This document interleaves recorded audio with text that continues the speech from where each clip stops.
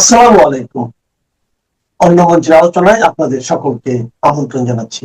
BBC বাংলার একটি খবরের শিরোনাম হলো বাংলাদেশে প্রতিদিন গড়ে খুন হচ্ছে 10 জন, সহিংসতা ও হত্যাকাণ্ড কেন নিয়ন্ত্রণ করা যাচ্ছে না। এত খুনের মধ্যে সংবাদ মাধ্যম থেকে শুরু করে সামাজিক মাধ্যমে সবচেয়ে বেশি আলোচিত হচ্ছে রংপুরের একটি বাসায় শিক্ষক পরিবারের 4 জনকে নৃশংসভাবে হত্যার ঘটনাটি। আলোচনা বেশি হওয়ার প্রধান কারণ হলো ঘটনার পরপর রকেট গতিতে পুলিশ 2 জনকে ধরে মাদকাসক্ত বলে দাবি করে যেভাবে খুনের রহস্য উদ্ঘাটনের বয়ান তুলে ধরেছে, সে বয়ান নিহতদের পরিবার, রংপুরের স্থানীয় মানুষ থেকে শুরু করে সাধারণ মানুষদের কাছে কাঁচা গল্প বলে মনে হচ্ছে। মাদক সেবনের দৃশ্য দেখে ফেলায় লজ্জা পেয়ে গভীর রাতে একই পরিবারের 4 জন মানুষকে হত্যার যে বয়ান পুলিশ দিয়েছে তা শুরু থেকেই নানা প্রশ্নের জন্ম দিয়েছে। শুধু হত্যাকাণ্ডই নয়, ঘটনার পর নিহতদের বাথরুমে খুনিদের গোসল করা, ফ্রিজ থেকে বের করে শশা খেজুর খাওয়া এবং বিদ্যুতের লাইন কেটে অন্ধকারে ঘরে সোনা পরীক্ষা করার বিবরণগুলো সামাজিক যোগাযোগ মাধ্যমে যুক্তিসঙ্গত সংশয় তৈরি করেছে। আর এই অসঙ্গতিগুলো নিয়ে যখন ব্যাপক আলোচনা চলছে, ঠিক তখনই বাংলাদেশের একটি বেসরকারি টিভি চ্যানেলে প্রচারিত এই হত্যার ঘটনায় ময়না তদন্তে অংশ নেওয়া ডোম যতীন রায়ের একটি ভিডিও মঙ্গলবার সামাজিক যোগাযোগ মাধ্যমে ছড়িয়ে পড়ে। ভিডিওতে তিনি নিহত প্রীতিলতা চক্রবর্তী ও তার মেয়ে আগামী চক্রবর্তীর শরীর থেকে স্পার্ম পাওয়ার দাবি করেছেন, যেটি ইঙ্গিত করে হত্যার আগে মা মেয়ে ধর্ষণের শিকার হয়ে থাকতে পারেন। ভিডিওটি ভাইরাল হওয়ার পর থেকে মানুষের মনে আগে থেকে পুলিশি বয়ানের কারণে জন্ম নেওয়া সন্দেহ আরো গাঢ় হয়েছে। মানুষের মনে নতুন করে জজ মিয়া নাটকের সন্দেহ দানা বেঁধেছে। বিস্তারিত জানতে চলুন যাওয়া যাক বিশ্লেষণে।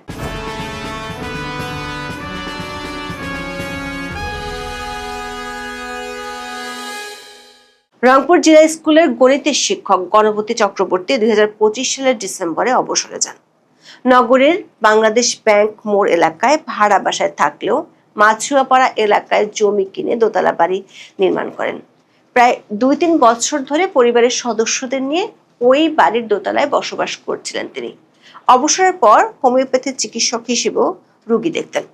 গত শনিবার রাতে ওই বাড়ি থেকে উদ্ধার হয় গণপতি চক্রবর্তী, তার স্ত্রী প্রীতিলতা চক্রবর্তী, মাস্টার্সের শিক্ষার্থী মেয়ে আগামী চক্রবর্তী এবং 5ম শ্রেণীর শিক্ষার্থী ছেলে আয়ুষ চক্রবর্তী প্রিয়মের মরদেহ উদ্ধারের পরপরই পুলিশ রকেট গতিতে এই ঘটনায় মাছুয়াপাড়া এলাকার কানু দাসের ছেলে মুগ্ধ দাস ও বিনয় চন্দ্র দাসের ছেলে সিদ্ধার্থ দাসকে গ্রেপ্তার করে।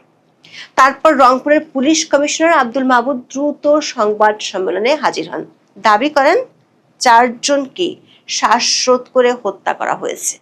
হত্যাকাণ্ডগুলো কিভাবে ঘটেছে, পুলিশের দাবি করা 2 খুনি ওই বাসায় ওই রাতে কি কি করেছিল তা নিয়ে পুলিশ এক বিশাল বয়ান তুলে ধরে, যেগুলো নিয়ে দেখা দেয় অনেক প্রশ্ন। সংবাদ সম্মেলনে রংপুর পুলিশ কমিশনার দাবি করেছিলেন, পুলিশ যে সিদ্ধার্থ ও মুগ্ধ নামে 2 জনকে গ্রেপ্তার করেছে তারা বৃহস্পতিবার রাতে প্রতিবেশী সীমান্তের বাড়ির ছাদে গিয়ে ইয়াবা সেবন করেছে। শেষ রাতের দিকে দেবু নামের এক ব্যক্তির 3তলা ভবনের ছাদ থেকে গণপতি চক্রবর্তীর বাসার ছাদে লাফ দিয়ে গিয়ে ইয়াবা সেবন করেন। প্রশ্ন হলো, সেই বাড়ির সঙ্গে লাগোয়া নির্মাণাধীন 3তলা ভবনটি বাদ দিয়ে গণপতি চক্রবর্তী ছাদে কেন ইয়াবা খেতে আসতে হলো তাদের? কেউ যদি নিরিবিলিতে ইয়াবা খেতে চায়, সে তুলনামূলক নিরাপদ স্থান বাদ দিয়ে কেন এমন একটি বাড়ির ছাদে আসবে যেখানে যে কেউ দেখে ফেলার আশঙ্কা থাকে? সংবাদ সম্মেলনে পুলিশ কমিশনারকে সাংবাদিকরা এই প্রশ্ন করেছিলেন। পুলিশ কমিশনার অবশ্য এই প্রশ্নের সরাসরি কোনো জবাব না দিয়ে পুলিশের উপর আস্থা রাখার কথা বলেছিলেন। তারপরে তিনি তড়িঘড়ি করে প্রেস ব্রিফিং এর ইতিও টেনেছিলেন। প্রশ্ন হলো, যে ব্যক্তি অন্যের বাড়ির ছাদে মাদক সেবন করতে যায়, সে তো এই ঝুঁকি নিয়ে যায় যে যে কেউ দেখে ফেলতে পারে। ঘটনাস্থল পরিদর্শন করে স্থানীয় সাংবাদিকরা বলছেন, পাশের নির্মাণাধীন ভবনের 3য় তলা থেকে লাফিয়ে চক্রবর্তীদের বাড়ির দোতলার ছাদে হয়তো যাওয়া যাবে, তবে যাওয়াটা বেশ কঠিন। দুই ভবনের মাঝখানে কিছুটা শূন্য জায়গা রয়েছে। তাহলে পুলিশের ভাষায় অভিযুক্ত দুজন গেল কি করে? এরই মধ্যে গত 2 দিনে সামাজিক মাধ্যমে উঠেছে নানা প্রশ্ন। ইয়াবা সেবনের প্রক্রিয়া এমন যেখানে এর জন্য আগুন জ্বালাতে হয়, দরকার পড়ে বদ্ধ স্থান। তাহলে এর জন্য বাড়ির ছাদের মতো খোলা জায়গা কেন ব্যবহার করবে? সংবাদ সম্মেলনে মহানগর পুলিশ কমিশনার আব্দুল মাবুদ দাবি করেছিলেন 4টা খুন একের পর এক হয়েছে। প্রথমে গণপতি চক্রবর্তীকে খুন করা হয়। তার গোঙানির শব্দ পেয়ে তার স্ত্রী প্রীতিলতা যখন যাচ্ছিলেন তখন তাকে খুন করা হয়। তার শব্দ পেয়ে মেয়ে আগামী চক্রবর্তী যখন যান তখন তাকেও খুন করা হয়। সবশেষে ঘুমিয়ে থাকা নিষ্পাপ শিশুটাকে খুন করা হয়। খুনের ঘটনার ধারাক্রম নিয়ে এটি ছিল পুলিশের বয়ান। পুলিশের দাবি হলো এই 4 জনকে খুন করার সময় কোনো ধারালো অস্ত্র ব্যবহার করা হয়নি, হয়েছিল গামছা আর শুধু মেয়ে আগামী চক্রবর্তীর ক্ষেত্রে দড়ি বা রশি। পুলিশের এই বক্তব্যকে সত্য বলে ধরে নিলে বলতে হয়, যত দ্রুত গতিতে কোনো ধরনের ধারালো অস্ত্র ব্যবহার না করে 4 জন মানুষকে খুন করা হলো, সেটি গিনেস বুকে জায়গা করে নেয়ার মতো কথা। দর্শক খেয়াল করে দেখুন, নিহত গণপতির বাড়িটির 2 তলায় থাকতেন তারা। পুলিশের বয়ান বলছে গণপতিকে খুন করা হয়েছে বাড়ির 3 তলার ছাদে। গণপতির গোঙানির শব্দ শুনে 2 তলা থেকে ছুটে আসেন তার স্ত্রী। গোঙানির শব্দ শোনা আর একটি ফ্লোরের সিঁড়ি ভেঙে যাওয়ার সময়ের মধ্যে গণপতির মৃত্যু নিশ্চিত করে 2 জন তার স্ত্রীকেও আক্রমণ করলো। একেবারে সুপারসনিক গতিতে কোনো ধরনের ধারালো অস্ত্র ছাড়াই রাতের আলোতে তারা খুনটি সেরে ফেললো। পুলিশের বয়ান বলছে গণপতির স্ত্রী কিন্তু ছাদে পৌঁছাতে পারেননি। পুলিশ বলছে তাকে খুন করা হয়েছিল সিঁড়িতে।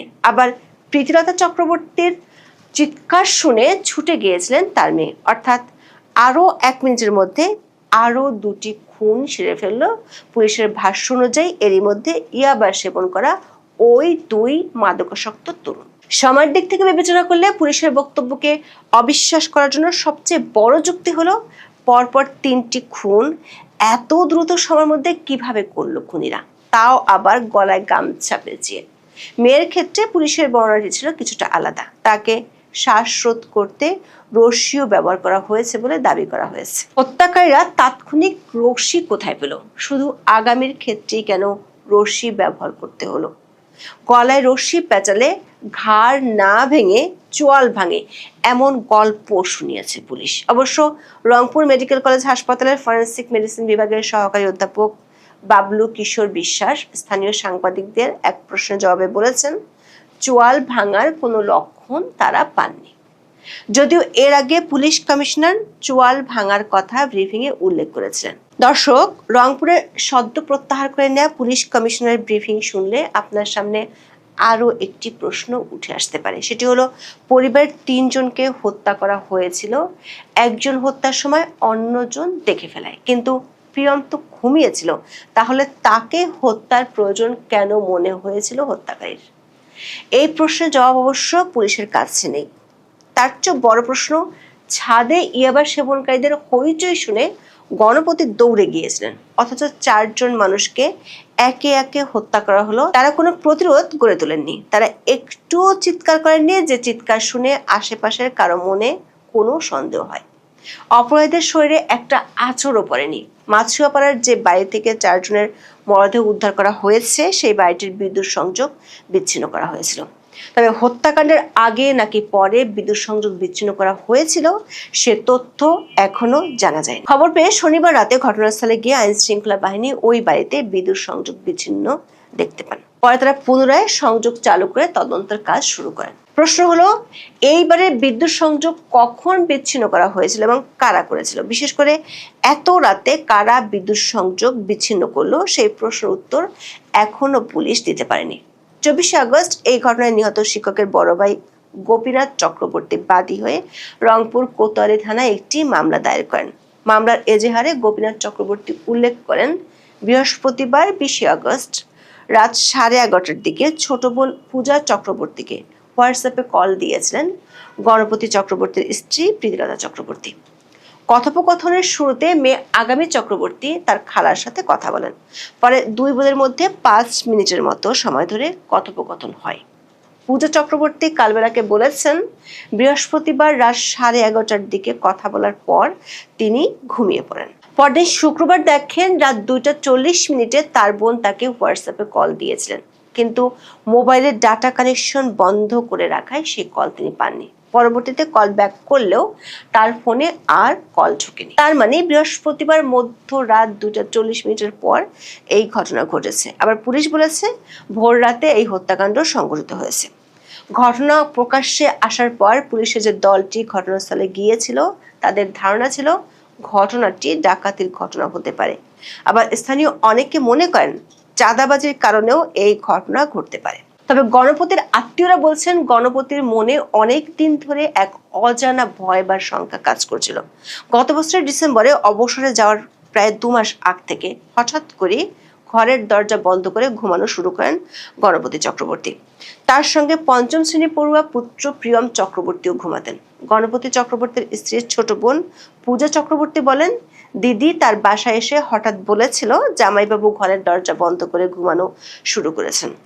তিনি সম্ভবত কোনো ভয়ে ছিলেন। কিছুদিন আগে থ্রেড পেয়েছিলেন বলে জানিয়েছেন গণপতি চক্রবর্তীর বড় ভাই গোপীনাথ চক্রবর্তীর মেয়ের জামাই বিশ্বজিৎ চক্রবর্তী। বিশ্বজিৎ চক্রবর্তী বলেছেন তার কাকা শ্বশুর তাকে হুমকি দেওয়ার কথা জানিয়েছিলেন, তবে কারোর নাম বলেননি। পরে জানিয়েছিলেন তাদের সাথে মীমাংসা করে ফেলেছেন। পুলিশের বয়ান নিয়ে বিতর্কের বাইরে তাদের কর্মকাণ্ড নিয়েও মানুষের মনে সন্দেহ দেখা দিয়েছে। পুলিশ যে 2জন মুগ্ধ ও সিদ্ধার্থকে দ্রুততার সঙ্গে আটক করেছে, স্থানীয়দের একাংশের দাবি 2জনের কেউই মাদকাসক্ত নন। সিদ্ধার্থের মা ও বাবা বারবার একই দাবি করেছেন। পুলিশ এই 2জনকে মাদকাসক্ত বললেও এখনো পর্যন্ত তাদের ডোপ টেস্ট করা হয়েছে কিনা সে প্রমাণ পুলিশ হাজির করতে পারেনি। সাবেক কয়েকজন পুলিশ কর্মকর্তা বলছেন, পুলিশ ঘটনার পর দ্রুত গতিতে যে ভাষ্য তুলে ধরেছে তাতে এই 2জন যদি মাদক সেবী না হয়ে থাকেন তাহলে পুলিশের বর্ণিত হত্যার মোটিভ আরো বেশি প্রশ্নের মুখে পড়বে। একজন ইয়াবা সেবী কি করে একটা স্বর্ণালংকারের দোকান বা মাছের আড়তে চাকরি করতে পারেন সেটিও খতিয়ে দেখা দরকার বলে মনে করেন সংশ্লিষ্টরা। সামাজিক মাধ্যমে ছড়িয়ে পড়া ভিডিওতে দেখা যায় গ্রেপ্তারের সময় সিদ্ধার্থ যে শার্টটি পরেছিলেন আগের রাতে উদ্ধার অভিযান চালানোর সময় স্থানীয় পুলিশ কর্মকর্তাও একই শার্ট পরেছিলেন। 2জন ব্যক্তির শার্ট একই রকম হতেই পারে, কিন্তু এই একরকম হওয়াটা একটু বেশি কাকতালীয়। ওই পুলিশ কর্মকর্তা রংপুরের ডিবিডিসি সনাতন চক্রবর্তী এরই মধ্যে এটি কাকতালীয় বলে দাবি করেছেন। বিবিসি বাংলাকে তিনি বলেছেন, আরং ব্র্যান্ডের এই জামা রংপুরে তিনি সহ আরো 200 জনের আছে। একই ধরনের শার্ট আরো অনেকের থাকতেই পারে। এটিকে সামনে এনে ঘটনা ভিন্ন খাতে প্রচারের চেষ্টা চলছে বলে তিনি দাবি করেন। আরঙের মতো প্রতিষ্ঠানগুলো একই ডিজাইনের কোনো পোশাক খুব বেশি তৈরি করে না। রংপুরে 200 জনের ওই শার্ট আছে বলে পুলিশ কর্মকর্তা দাবি করে ফেলেছেন। এসব বিতর্ককে ছাড়িয়ে গেছে বেসরকারি টিভি চ্যানেল 71 টিভিতে প্রচারিত একটি সাক্ষাৎকারের ভিডিও। রংপুরে অবসরপ্রাপ্ত শিক্ষক গণপতি চক্রবর্তী সহ পরিবারের 4 সদস্যকে হত্যার ঘটনায় ময়নাতদন্তে অংশ নিয়েছিলেন ডোম যতীন রায়। 71 টিভিতে প্রচারিত একটি ভিডিও মঙ্গলবার সামাজিক যোগাযোগ মাধ্যমে ছড়িয়ে পড়ে। ভিডিওতে ডোম যতীন রায় নিহত প্রীতিলতা চক্রবর্তী ও তার মেয়ে আগামী চক্রবর্তীর শরীর থেকে স্পার্ম পাওয়ার দাবি করেছেন। তিনি বলেন, ধর্ষণের শিকার হয়েছেন কিনা সেটি পরীক্ষা করে দেখার জন্য মৃতদেহের শরীর থেকে বেরোনো স্পার্ম সংরক্ষণ করা হয়েছিল। তবে আজকের পত্রিকার কাছে এই বিষয়ে ময়নাতদন্তকারী চিকিৎসক রংপুর মেডিকেল কলেজ ফরেনসিক বিভাগের সহকারী অধ্যাপক বাবুল কুমার বিশ্বাস বলেছেন, ধর্ষণের আশঙ্কায় সংগ্রহ করা আলামত পরীক্ষার পর প্রতিবেদনে কোনো স্পার্ম পাওয়া যায়নি। সরকার একাধিক সূত্র বলছে, পুলিশ যেভাবে বয়ান দিয়েছে এবং সবশেষ ডোমের সাক্ষাৎকার প্রচারের পর বিষয়টি নিয়ে মানুষের মনে শুধু সন্দেহই নয়, ক্ষোভ বাড়ছে। সামাজিক মাধ্যমে অনেকে ঘটনাটির সাথে 2004 সালে বিএনপি আমলে জজ মিয়া নাটকের মিল খোঁজার চেষ্টা করছেন। 2004 সালের 21শে আগস্টের ভয়াবহ গ্রেনেড হামলায় 24 জন নিহত হওয়ার ঘটনায় নোয়াখালীর নিঃস্ব যুবক জজ মিয়াকে গ্রেপ্তার করা হয়েছিল। আবার রংপুরের স্থানীয় মানুষ পুলিশ বা সরকারের পক্ষ থেকে তুলে ধরা বয়ান কোনোভাবেই বিশ্বাস করছে না, কারণ এরই মধ্যে পুলিশের প্রথমে দেয়া কিছু বক্তব্যের সাথে ফরেনসিক বিশ্লেষণের তথ্য মিলছে না। যেমন পুলিশ মেয়ে আগামী চক্রবর্তীর চোয়াল ভাঙার কথা বললেও ফরেন্সিক রিপোর্ট বলছে ভিন্ন কথা। নিহতদের আত্মীয় স্বজনরা কোনোভাবেই মানতে পারছেন না পুলিশের বয়ান। নিহত গণপতির বড় ভাই গোপীনাথ চক্রবর্তী বলছেন, সন্দেহটা ওই জায়গায় যে দুইটা লোকের পক্ষে এই হত্যাকাণ্ড করা সম্ভব নয়। 4 জনকে দুইটা লোক মারবে এবং মারার পর তারা সুস্থভাবে ঘুমাবে, বাড়িতে বসে থাকবে, এটা কখনই সম্ভব নয় বলে মনে করেন তিনি। পুলিশের এই বয়ানের বিরুদ্ধে রংপুরে এরই মধ্যে কয়েক দফা বিক্ষোভ হয়েছে। অবশ্য এরই মধ্যে সরকার ড্যামেজ কন্ট্রোলের জন্য অতিশয় আবেগে সংবাদ সম্মেলনে কেঁদে ফেলা পুলিশ কমিশনারকে রংপুর থেকে সরিয়ে দিয়েছে। কিন্তু প্রশ্ন হলো, হত্যার আগে পুরো পরিবার, বিশেষ করে 2 নারী ও শিশু সন্তানকে যেভাবে নির্যাতনের অভিযোগ সামনে আসছে এবং সেটির সম্পর্কে মানুষের মনে যে ধারণা তৈরি হচ্ছে, সে বিষয়ে পুলিশ নতুন করে কোন বয়ান হাজির করবে? কারণ এরই মধ্যে জনমনে প্রশ্ন দেখা দিয়েছে, পুলিশ ও সরকার ভিন্ন কিছুকে আড়াল করার চেষ্টা করতে গিয়ে বয়ান সাজাচ্ছে না তো? এই প্রশ্ন আরো উঠেছে। এর কারণ, নিহতরা সনাতন হিন্দু ধর্মাবলম্বী। নানা কারণে বাংলাদেশে ধর্মীয় সংখ্যালঘুদের উপর নির্যাতন যে নতুন কিছু নয়, সেটি অস্বীকার করা যাবে না। দ্রুততার সাথে পুলিশের অবিশ্বাস্য এক বয়ান, জমের ভিডিও ভাইরাল হওয়ার পর ধীরে ধীরে এসব প্রশ্ন বড় থেকে আরো বড় হয়ে উঠেছে। রাষ্ট্রপতিকে সরিয়ে কি সেনাপ্রধানকে সশস্ত্র বাহিনীর সর্বাধিনায়ক করা হচ্ছে? তারপর কি বাংলাদেশের সামরিক বাহিনীর প্রধান কি পেতে যাচ্ছেন এক অভূতপূর্ব ক্ষমতা, নাকি এই ক্ষমতার লড়াইয়ের অন্তরালে হারিয়ে যেতে বসেছে আমাদের সার্বভৌমত্ব? তথাকথিত গণ অভ্যুত্থান পরবর্তী রাজনীতি ও দক্ষিণ এশিয়ার ভূ রাজনীতিতে কোনো ভয়াবহ খেলার শিকার হতে যাচ্ছে বাংলাদেশ? উত্তর জানতে ভিডিওটি শেষ পর্যন্ত দেখুন। উত্তর পূর্ব ভারতের খ্যাতনামা সংবাদ মাধ্যম নর্থ ইস্ট নিউজে আজ বাংলাদেশি সিনিয়র সাংবাদিক ইনায়েত কবিরের একটি অত্যন্ত চাঞ্চল্যকর ও গভীর বিশ্লেষণাত্মক প্রতিবেদন প্রকাশিত হয়েছে। বাংলাদেশ ও ভারত উভয় দেশের দর্শক এবং বিশ্ব ভূ রাজনীতিতে আগ্রহীদের জন্য এই প্রতিবেদনে উঠে এসেছে কিছু চরম সংবেদনশীল এবং উদ্বেগের তথ্য। 2024-এর 5 অগাস্টের পট পরিবর্তনের পর বাংলাদেশের রাষ্ট্রীয় ক্ষমতার সমীকরণে সশস্ত্র বাহিনী এক ভিন্ন ভূমিকা পালন করেছে। নর্থ ইস্ট নিউজের প্রতিবেদনে বলা হয়েছে, এই ঐতিহাসিক পরিবর্তনের সুবিধাভোগী একটি রাজনৈতিক ও সামাজিক গোষ্ঠী সেনাপ্রধান জেনারেল ওয়াকারুজ্জামানকে এক অভূতপূর্ব সম্মানে ভূষিত করার পরিকল্পনা করছে। প্রতিবেদনের তথ্য অনুযায়ী আগামী কয়েক মাসের মধ্যে, সম্ভবত আগামী বছরের জানুয়ারি মাসের মধ্যে, বাংলাদেশের রাষ্ট্রপতিকে সরিয়ে সেনাপ্রধানকে সশস্ত্র বাহিনীর সর্বাধিনায়ক বা supreme commander of the armed forces পদে স্থলাভিষিক্ত করার তোড়জোড় চলছে। শুধু তাই নয়, অতি সম্প্রতি মার্কিন প্যাসিফিক কমান্ডের প্রধান অ্যাডমিরাল স্টিফেন কোহলার মার্কিন নৌবাহিনীর একদল উচ্চপদস্থ কর্মকর্তাকে নিয়ে ঢাকা সফর করেন। সেই সফরে মার্কিন প্রতিনিধি দলের পক্ষ থেকে বাংলাদেশি কর্তৃপক্ষকে এমন পরামর্শ দেওয়া হয়েছিল যে তারা যেন জেনারেল ওয়াকারুজ্জামানকে চিফ অব ডিফেন্স স্টাফ বা সিডিএস পদমর্যাদা প্রদান করার বিষয়টি বিবেচনা করেন। অর্থাৎ প্রতিরক্ষা কাঠামোর শীর্ষে সেনা প্রধানের একক প্রভাব ও মর্যাদা বহুগুণ বাড়িয়ে দেওয়ার পরিকল্পনা দৃশ্যমান হচ্ছে। সাংবাদিক এনায়েত কবির তার প্রতিবেদনে উল্লেখ করেছেন, বাংলাদেশে বর্তমানে সামরিক বাজেট নির্ধারণ কিংবা বিদেশি গোয়েন্দা সংস্থাগুলোর সাথে তথ্য আদান প্রদানের বিষয়ে নজরদারি করার মতো স্পষ্ট একচ্ছত্র রাষ্ট্রীয় কর্তৃপক্ষ নেই। যদিও প্রতিরক্ষা মন্ত্রণালয় সম্পর্কিত সংসদীয় স্থায়ী কমিটি কিছুটা নজরদারি পরিচালনা করে, কিন্তু এই ধরনের সংবেদনশীল সিদ্ধান্ত নিয়ন্ত্রণ বা তদারকি করার জন্য তাদের প্রয়োজনীয় আইনি বা প্রাতিষ্ঠানিক ক্ষমতা দেওয়া হয়নি। সংবিধান বা আইন অনুযায়ী প্রতিরক্ষা মন্ত্রণালয়েরও সেনাবাহিনীর ওপর কোনো সরাসরি প্রাতিষ্ঠানিক কর্তৃত্ব নেই। নীতিগতভাবে রাষ্ট্রপতি সশস্ত্র বাহিনীর সর্বাধিনায়ক হলেও কার্যক্ষেত্রে বিভিন্ন বাহিনীর প্রধানরা সরাসরি প্রধানমন্ত্রীর কাছে জবাবদিহি করেন, যিনি সশস্ত্র বাহিনী বিভাগ বা আর্মড ফোর্সেস ডিভিশন পরিচালনা করে থাকেন। বর্তমানে এই প্রাতিষ্ঠানিক কাঠামোর ফাঁকফোকর সামরিক বাহিনীর ওপর বেসামরিক নিয়ন্ত্রণকে দুর্বল করে তুলছে। প্রতিবেদনে আরো তুলে ধরা হয়েছে যে জুলাই গ্রুপ বা তথাকথিত অভ্যুত্থানের পেছনের মূল সুবিধাভোগীরা রাষ্ট্র পরিচালনায় সামরিক বাহিনীর প্রত্যক্ষ অংশগ্রহণ নিশ্চিত করতে অত্যন্ত সক্রিয়।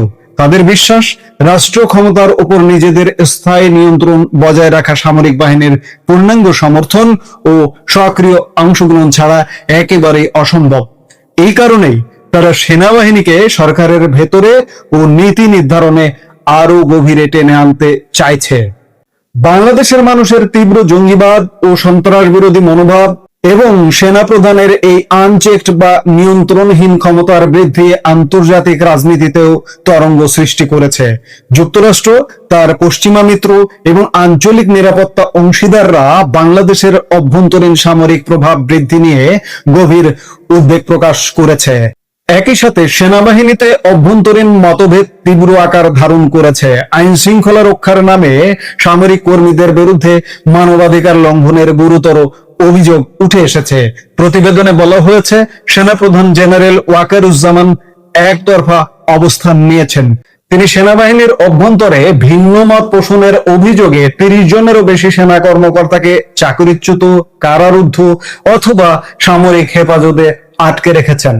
অন্যদিকে চাকরিচ্যুত সাবেক সেনা কর্মকর্তা লেফটেন্যান্ট কর্নেল অবসরপ্রাপ্ত হাসিনুর রহমান ও তার সহযোগীরা বর্তমানে জামাতে ইসলামের প্রত্যক্ষ রাজনৈতিক পৃষ্ঠপোষকতায় তৎপরতা চালাচ্ছেন।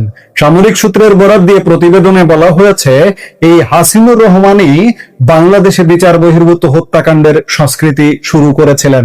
তার বিরুদ্ধে 64টি বিচার বহির্ভূত হত্যাকাণ্ডের অভিযোগ রয়েছে। তিনি একসময় সাবেক রাষ্ট্রপতি মেজর জেনারেল অবসরপ্রাপ্ত জিয়াউর রহমানের সমর্থক হিসেবে পরিচিত হলেও বিএনপির মূলধারার রাজনৈতিক কাঠামোতে কোনো স্থান পাননি।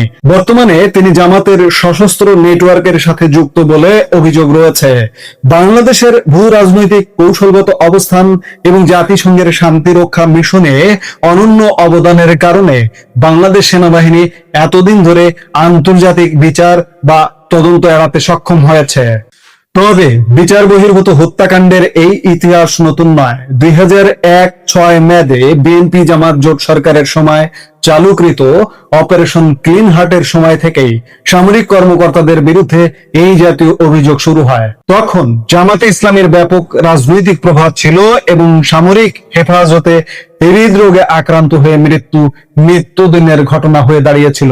পরবর্তীতে র্যাপিড অ্যাকশন ব্যাটালিয়ন বা র্যাব গঠনের পর ডেপুটেশনে থাকা সেনা কর্মকর্তাদের বিরুদ্ধে বিচার বহির্ভূত হত্যাকাণ্ডের অভিযোগ আরো বাড়ে।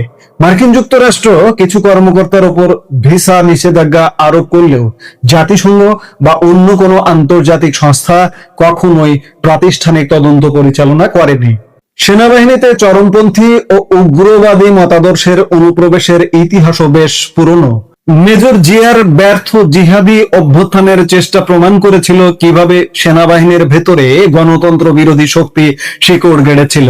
2001 থেকে 2024 সালের মধ্যে আনসারুল্লাহ বাংলা টিম, হারকাতুল জিহাদ এবং হিজবুত তাহরিরের মতো নিষিদ্ধ সংগঠনের সদস্যরা সৈনিক ও নন কমিশন অফিসার হিসেবে সেনাবাহিনীতে অনুপ্রবেশ করে। সামরিক একটি সূত্রের দাবি, জেনারেল ইকবাল করিম ভুঁইয়ার সেনাপ্রধান থাকাকালীন বিভিন্ন গণতন্ত্র বিরোধী সংগঠনের কর্মীদের সশস্ত্র বাহিনীতে ব্যাপকভাবে নিয়োগ দেওয়া হয়েছিল। গত 5 অগাস্টের সরকার পতনের পর বেশ কিছু সেনা সদস্যকে উল্লাস করতে দেখা যায় এবং কিছু অতি উৎসাহী সৈনিক বাংলাদেশের স্থপতি বঙ্গবন্ধু শেখ মুজিবুর রহমানের ভাস্কর্য ভাঙচুরেও অংশ নেয়। সামরিক সূত্রে জানা গেছে, 5 অগাস্ট তৎকালীন প্রধানমন্ত্রী শেখ হাসিনার ক্ষমতা কাঠামোকে রক্ষা করতে সেনা নেতৃত্ব ব্যর্থ হয়েছিল মূলত সিপাহী বিদ্রোহ বা সিপাহীদের অভ্যুত্থানের আশঙ্কায়। পরবর্তীতে পরিস্থিতি বিবেচনা করে সেনাপ্রধান শেখ হাসিনাকে নিরাপদে ভারতে যাওয়ার ব্যবস্থা করে দেন। নর্থ ইস্ট নিউজের প্রতিবেদনের সবচেয়ে উদ্বেগের বিষয় হিসেবে উঠে এসেছে পাকিস্তান ফ্যাক্টরের পুনরুত্থান। পাকিস্তানের স্বরাষ্ট্র মন্ত্রণালয়ের সাথে বাংলাদেশের সীমান্ত গোয়েন্দা তথ্য আদান প্রদান চুক্তি প্রতিবেশী দেশ ভারতে গভীর উদ্বেগের সৃষ্টি করেছে। ভারতের স্বরাষ্ট্রমন্ত্রী অমিত শাহ সম্প্রতি বাংলাদেশ সীমান্ত দিয়ে ভারতের জাতীয় নিরাপত্তা ঝুঁকির বিষয়ে প্রকাশ্য উদ্বেগ প্রকাশ করেছেন। সামরিক সূত্রের দাবি, বাংলাদেশ সীমান্ত এলাকায় পাকিস্তানের গোয়েন্দা সংস্থা আইএসআই এর তৎপরতা বহুগুণ বৃদ্ধি পেয়েছে। পাকিস্তানি গোয়েন্দা কর্মকর্তারা সীমান্তবর্তী এলাকাগুলোতে জামায়াতে ইসলামী নেতাদের সাথে নিয়মিত যোগাযোগ রক্ষা করছেন। আওয়ামী লীগ সরকারের পতনের পর সেনাপ্রধান শুরুতে একটি সূক্ষ্ম ভারসাম্য বজায় রেখে চলছিলেন, কিন্তু ডক্টর মোহাম্মদ ইউনূসের নেতৃত্বাধীন অন্তর্বর্তীকালীন সরকার যখন তথাকথিত জামায়াত ক্ষমতায়ন শুরু করে, তখন রাষ্ট্রবিরোধী কর্মকাণ্ডের অভিযোগে পূর্বে চাকরিচ্যুত সেনা কর্মকর্তারা সরকারের রাষ্ট্রীয় পৃষ্ঠপোষকতা পেতে শুরু করেন। তারা সেনা সদর ও জাতীয় প্রতিরক্ষা নীতিতে সরাসরি হস্তক্ষেপ করতে শুরু করেছেন। গত 24শে অগস্ট সংবাদ সম্মেলনে বাংলাদেশের নবনিযুক্ত পররাষ্ট্র বিষয়ক প্রতিমন্ত্রী হুমায়ুন কবির দাবি করেন যে বাংলাদেশ মক্কা সামরিক জোটে যোগ দিতে আগ্রহী, তবে ভূরাজনৈতিক বাস্তবতায় মক্কা চুক্তিতে স্বাক্ষরকারী 3টি দেশের সাথে যেমন বাংলাদেশের সীমান্ত নেই, তেমনি তাদের নিজেদের মধ্যেও কোনো ভৌগোলিক সীমান্ত নেই। ফলে এটিকে কোনো সাধারণ আঞ্চলিক সামরিক জোট বলা চলে না। মূলত মধ্যপ্রাচ্যের শাসকরা দশকের পর দশক ধরে নিজেদের ক্ষমতা টিকিয়ে রাখতে মার্কিন ইসরায়েলি নিরাপত্তা বলয়ের উপর নির্ভর করে আসছিল, কিন্তু ইরান ও মার্কিন ইসরায়েল পক্ষের সাম্প্রতিক সংঘাত প্রমাণ করেছে যে ওয়াশিংটন আর আরব মিত্রদের নিরাপত্তা শতভাগ নিশ্চিত করতে পারছে না। ফলে সৌদি রাজপরিবার পাকিস্তান ও তুরস্কের সাথে নতুন সামরিক ও প্রতিরক্ষা সম্পর্ক জোরদার করতে বাধ্য হচ্ছে। আর এই প্রক্রিয়ায় পাকিস্তান এখন বাংলাদেশকে টেনে নেওয়ার জন্য জোর তৎপরতা চালাচ্ছে। প্রতিবেদনের শেষে একটি গুরুত্বপূর্ণ তথ্যের কথা উল্লেখ করা হয়েছে। সম্প্রতি বাংলাদেশে নিযুক্ত পাকিস্তানের রাষ্ট্রদূত ইমরান হায়দার সপরিবারে পাকিস্তানে ফিরে গেছেন। বর্তমানে ঢাকায় অবস্থিত পাকিস্তান দূতাবাস কার্যত পরিচালিত হচ্ছে দেশটির আইএসআই এর স্টেশন চিফ কামরান ডাঙ্গালের নেতৃত্বে। আমি প্রশ্ন করেছি শুরুতে যে রাষ্ট্রপতিকে সরিয়ে সেনা সর্বাধিনায়ক বা সিডিএস করা হবে বা করার প্রক্রিয়া চলছে সেনাপ্রধান জেনারেল ওয়াকারুজ্জামানের হাতে। দর্শক, যারা একটু সূক্ষ্মভাবে চিন্তা করেন তারা কি বলতে পারেন যে আপনি সূক্ষ্ম সেনা শাসনের অধীনে এই মুহূর্তে নেই? একটু যদি খোঁজ খবর রাখেন, একটু যদি পেছনের দিকে তাকান, তাহলেই বুঝতে পারবেন যে নেপথ্যে সেনা শক্তি দিয়ে বর্তমান রাষ্ট্র কাঠামো পরিচালিত হচ্ছে। এখন যদি সেনাপ্রধান সেনা সর্বাধিনায়ক হন কিংবা জেনারেল থেকে তাকে ফিল্ড মার্শাল বানানো হলো পাকিস্তানি কায়দায়, বাংলাদেশ আসলে একদম পুরোপুরি পাকিস্তানি কায়দায় ঢুকতে চাইছে। পাকিস্তানে যেমন সেনা সর্বাধিনায়ক ফিল্ড মার্শাল আসিম মুনির আছেন, ঠিক তেমনি বাংলাদেশে সেই রকম একটি প্রক্রিয়া চালানোর চেষ্টা চলছে এবং পাকিস্তানে আসলে সরকার পরিচালনা করছে সেনাবাহিনী। যে কোনো সময় সরাসরি বসে যেতে পারে। Field marshal Ayub Khan, field marshal Asim মুনির পাকিস্তানের প্রেসিডেন্ট হয়ে যেতে পারে। বাংলাদেশে কিন্তু এই অবস্থাটায় বিরাজমান। রাষ্ট্রপতির ক্ষমতা সেনা সর্বাধিনায়ক, সশস্ত্র বাহিনীর সর্বাধিনায়ক কেড়ে নেওয়ার ফলে সেনাপ্রধান হবেন সশস্ত্র বাহিনীর সর্বাধিনায়ক, এবং যদি সেনাবাহিনী ক্ষমতা দখল করে এবং রাষ্ট্রপতির আসনে বসেন বা বসে, তাহলে কিন্তু অবাক হওয়ার কিছু থাকবে না। বাংলাদেশে কিন্তু এখন ভেতরে ভেতরে সেই অবস্থায় চলমান। আপনি দেখবেন যে সরকার অত্যন্ত দুর্বল। আপনি সামনে থেকে যে রাজনৈতিক সরকারটি দেখছেন কোনো কিছু কন্ট্রোল করতে পারছে না। এই কন্ট্রোল করতে পারছে না ইস্যুতে সেনাবাহিনী বলতে পারে যে সরকার যেহেতু পারছে না, তাহলে আমরা দেশে শৃঙ্খলা ফেরানোর কোনো রাস্তা দেখছি না। আমরা একটা সময়ের জন্য দায়িত্ব নিচ্ছি এবং রাষ্ট্র পরিচালনা করছি। বাংলাদেশে যদি হঠাৎ করে এমন ঘটনা ঘটে যায়, অবাক হবার কিছু থাকবে না। বাংলাদেশ কিন্তু সেদিকেই যাচ্ছে। প্রিয় দর্শক, ইনায়েত কবিরের এই বিস্তারিত প্রতিবেদন বাংলাদেশের রাজনৈতিক, সামরিক ও ভূ রাজনৈতিক ভবিষ্যতের এক জটিল ও বিপজ্জনক চিত্র তুলে ধরে। সেনাবাহিনীর অভ্যন্তরীণ সংস্কার, বিদেশি গোয়েন্দা সংস্থার প্রভাব এবং সার্বভৌমত্বের সুরক্ষার বিষয়টি এখন বাংলাদেশ ও সমগ্র দক্ষিণ এশিয়ার নিরাপত্তার জন্য এক বড় প্রশ্নচিহ্ন। শেষ পর্যন্ত আমাদের কপালে কি আছে সেটি দেখবার জন্য আমাদের নিশ্চয়ই সামনের দিনগুলোর জন্য অপেক্ষা করতে হবে।